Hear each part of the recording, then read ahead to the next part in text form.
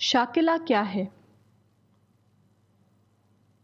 انسان کی ذہنی ساخت یا مائنڈ سیٹ کے بارے میں قرآن کا ایک بیان ان الفاظ میں آیا ہے: قُلْ كُلٌّ يَعْمَلُ عَلَى شَاكِلَتِهِ فَرَبُّكُمْ أَعْلَمُ بِمَنْ هُوَ أَهْدَىٰ سَبِيلًا۔ یعنی کہو کہ ہر ایک اپنے شاکلے پر عمل کر رہا ہے، اب تمہارا رب ہی بہتر جانتا ہے کہ کون زیادہ ٹھیک راستے پر ہے۔ شاکلہ کے لفظی معنی طریقے کے ہیں، یعنی طریقے فکر، وے آف تھنکنگ۔ قرآن میں شاکلہ سے مراد وہ طریقہ ہے جو ہر انسان کے مزاج کا حصہ ہوتا ہے۔ اب دیکھیے کہ وہ کون سا طریقہ ہے۔ یہ بات ایک حدیث رسول سے معلوم ہوتی ہے، جس کا ترجمہ یہ ہے: ہر پیدا ہونے والا فطرت پر پیدا ہوتا ہے، پھر اس کے والدین اس کو یہودی یا نصرانی یا مجوسی بنا دیتے ہیں۔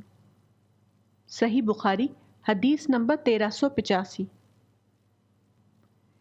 اس حدیث رسول کی روشنی میں آیت کا مفہوم متعین کیا جائے تو اس آیت میں موجود اہدیٰ سبیلا سے مراد الفطرہ ہے، یعنی وہ مزاج یا مائنڈ سیٹ جو انسان کو پیدائش سے ملتا ہے۔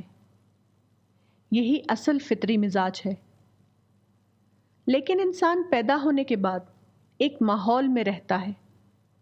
اس ماحول کے اثر سے ہر انسان کی ایک مزاج سازی ہونے لگتی ہے۔ اس مزاج سازی کو آج کل کی زبان میں کنڈیشننگ کہہ سکتے ہیں۔ پھر دھیرے دھیرے ایسا ہوتا ہے کہ اس کی کنڈیشننگ اس پر چھا جاتی ہے، اس کی سوچ کنڈیشنڈ سوچ بن جاتی ہے۔ حدیث رسول میں یہودی، نصرانی اور مجوسی کے الفاظ آئے ہیں۔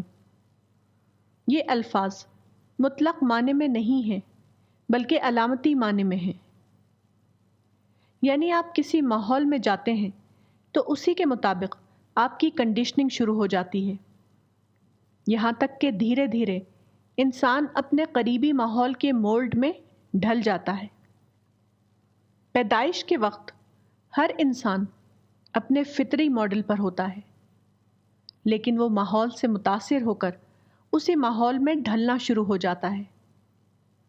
آدمی کا پہلا کام یہ ہے کہ وہ اپنی اس کنڈیشننگ کو ڈی کنڈیشن کرے، وہ اپنے آپ کو ماحول کے مولڈ سے نکال کر باہر کرے۔